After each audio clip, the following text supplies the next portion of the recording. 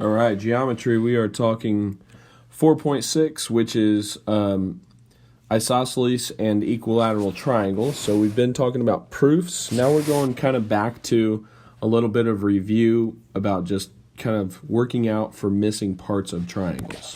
These are specifically isosceles and equilateral. Okay, so parts of an isosceles triangle, remember isosceles means there's at least two sides that are equal. Okay, so the two congruent sides of an isosceles triangle are the legs. So for instance, in this case, AB and BC.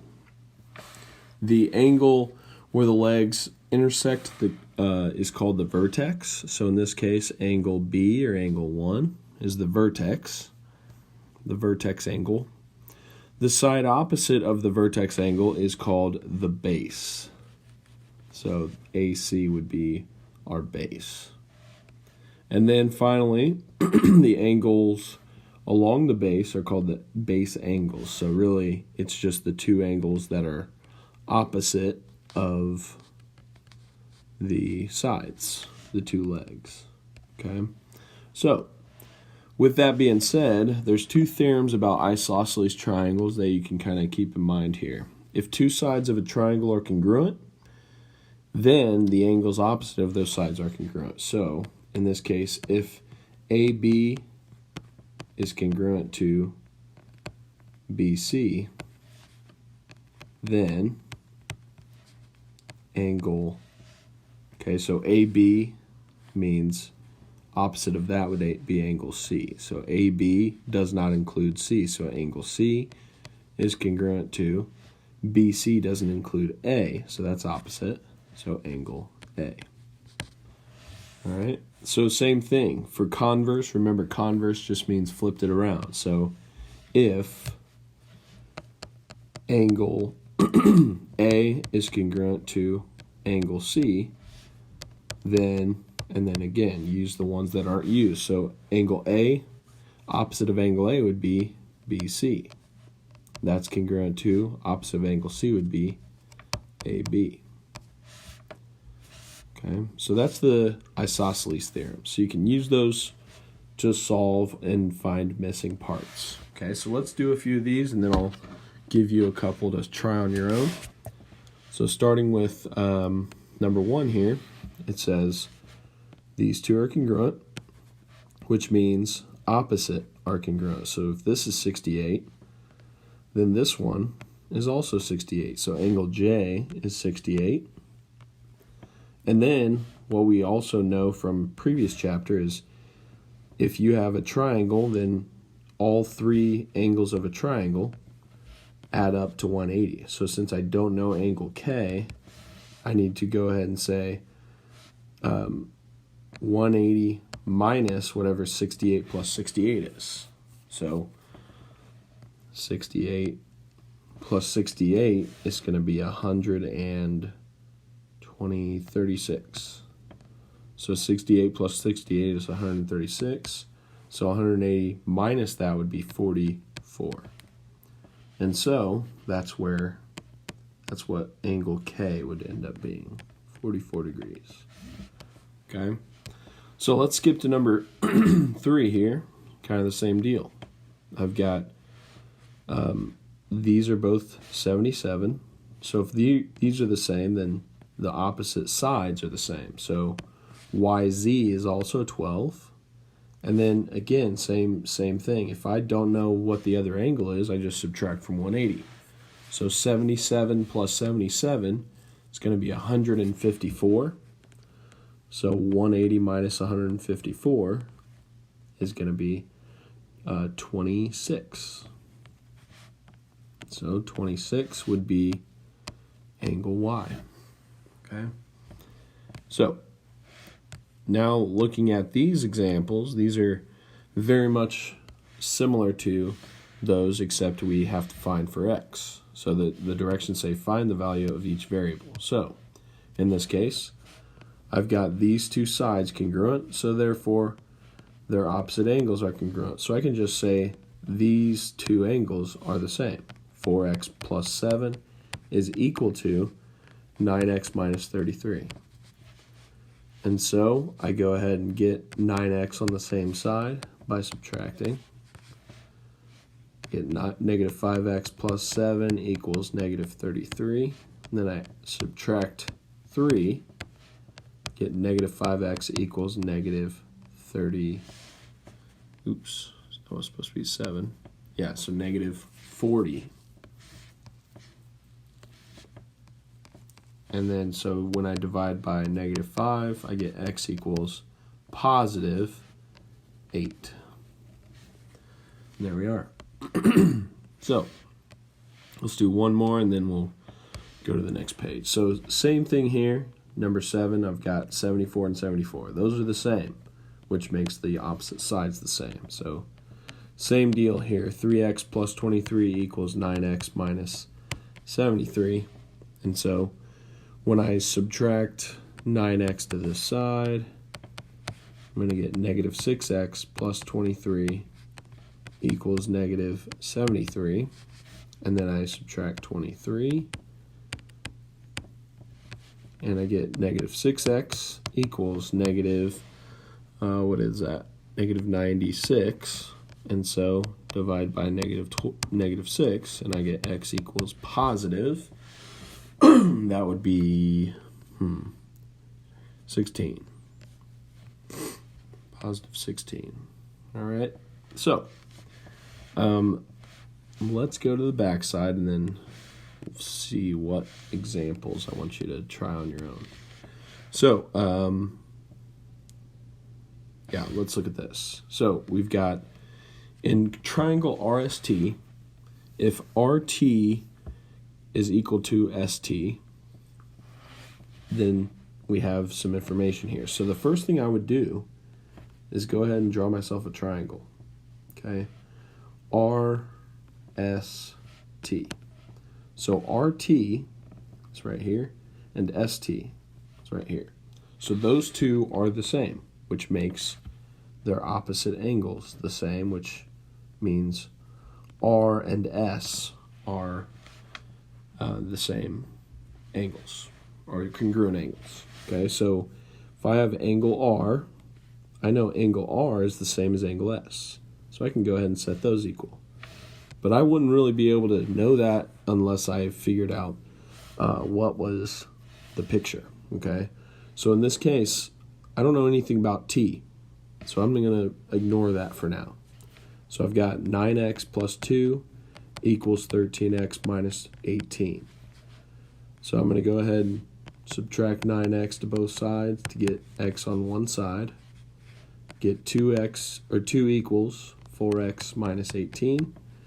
Then I'm going to add 18 to both sides, and I end up with 20 equals 4x, and then divide by 4.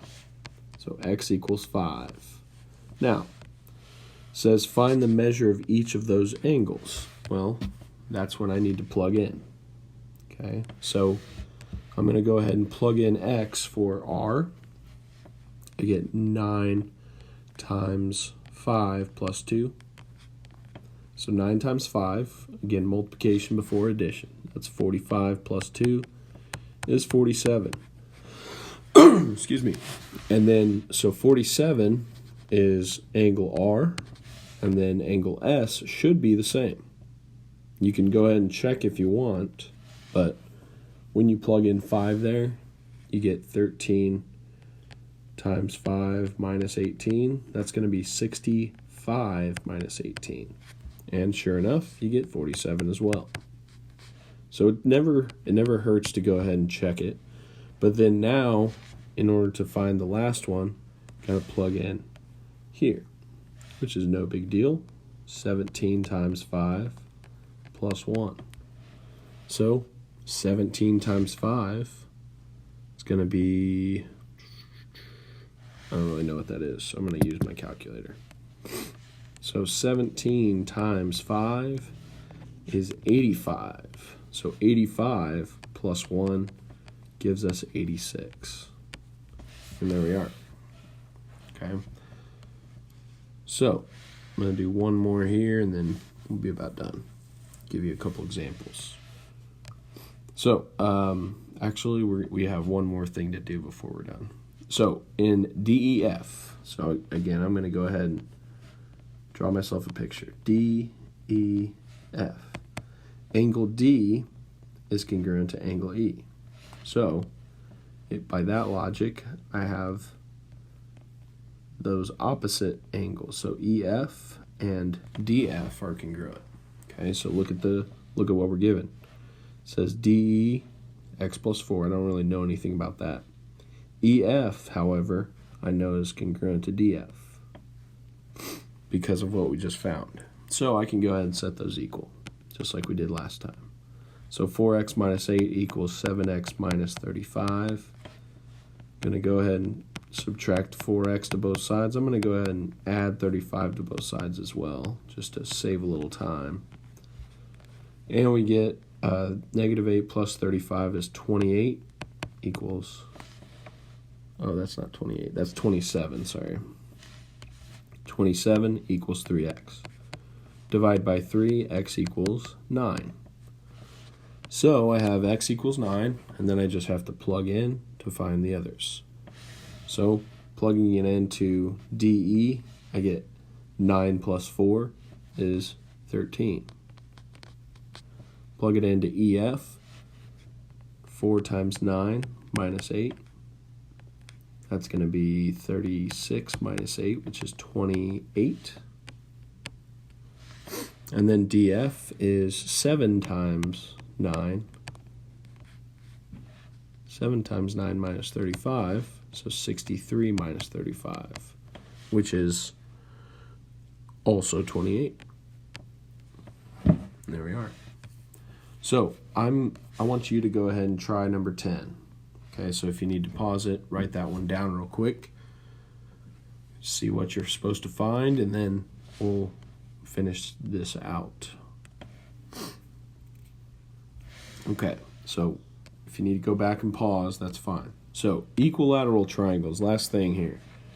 It says a triangle is equilateral if and only if it is equiangular. So what that means is it goes both ways. If it has all the sides congruent, then all the angles have to be congruent as well. Okay, which should make sense because that goes with the opposite theory. So if these are the same, then with isosceles, the opposite angles are the same. Okay, so if all three are the same, then all the angles are the same. Okay, so if measure of angle A equals measure of angle B equals measure of angle C, then AB equals BC equals AC, and vice versa. So angle A equals angle B equals angle C, or congruent, either way.